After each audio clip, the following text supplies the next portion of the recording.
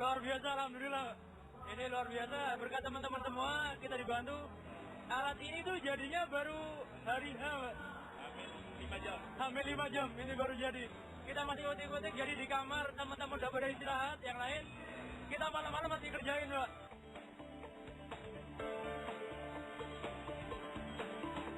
Mahasiswa Teknik Elektro Institut Teknologi 10 November ITS Surabaya telah mengukir prestasi sebagai juara 2 National Innovation Contest 2011.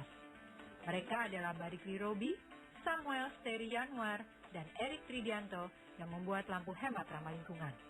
Lampu ini adalah kumpulan dari 25 lampu LED tertata seri yang diprogram dengan fuzzy logic dan sensor cahaya. Apa sih itu? Perlu penjelasan lebih detail nih. Nah, ESM di situ ada 4 mode Mbak di situ ya. Yang pertama mode kami itu automatic dimmer. Automatic dimmer ini sebenarnya dia itu bisa mengkombinasikan antara mana cahaya yang ada di ruangan dengan kapan lampu itu akan menyala seperti itu. Menyala di sini maksudnya menyala step by step ya Mbak. Jadi dia itu bisa kapan dia terang sekali, kapan dia agak terang, sedang, redup sampai dia mati. Sehingga di situ dia bisa dia bisa menghemat energi di situ Mbak. Kemudian yang kedua di sini ada mode night detection.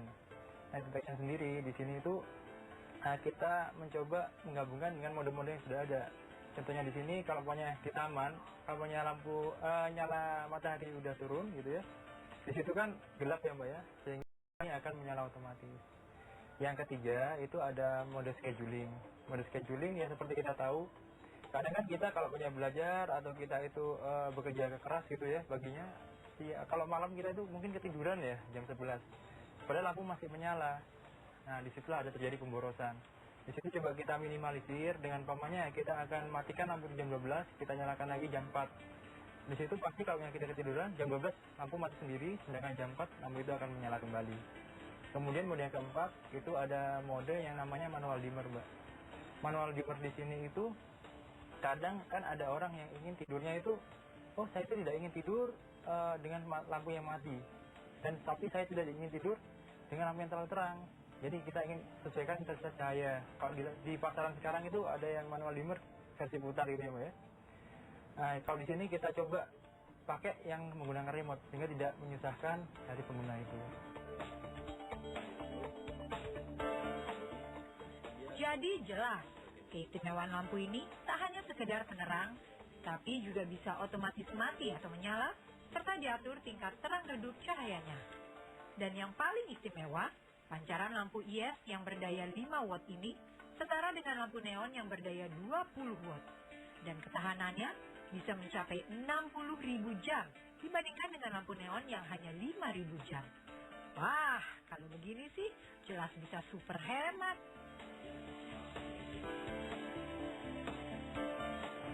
Oke, jadi di alat kami itu ada sensor, ada mikro, kemudian di situ juga ada LED ya.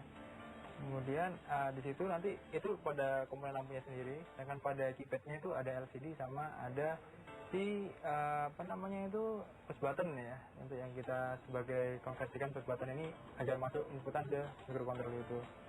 Awalnya pasti kita atur dulu sama si keypad ini. Lampu ini mode berapa sih yang kita inginkan? Setelah kita atur, kalau punya mode 1, 2, 3, setelah kita atur kita langsung pasang Mbak di lampu. Pokoknya kalau ada di fittingan gitu kita langsung pasang aja. Tapi kalau untuk mode 4, lampu ini masih harus terkoneksi dengan si remote itu, karena remote itulah nanti yang mengatur intensitas lampu tersebut. Prototipe yang menelan biaya pembuatan total sebesar 140.000 untuk satu buah lampunya ini memang layak untuk mendapat sebuah penghargaan dan pengakuan. Apalagi setelah dihitung-hitung perbandingannya, lagi-lagi dengan sebuah lampu neon, lampu IS ini mampu memberikan penghematan energi dan biaya listrik hingga 66%.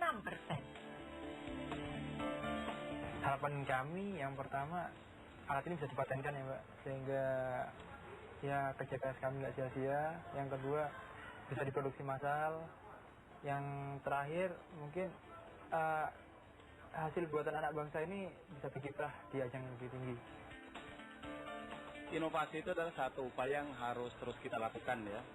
Sebab kondisi kita saat ini berubah dengan daya dukung lingkungan yang makin rendah, tingkat emisi gas buang yang banyak, kemudian jumlah penduduk yang besar, sehingga pemikiran-pemikiran inovatif itu harus selalu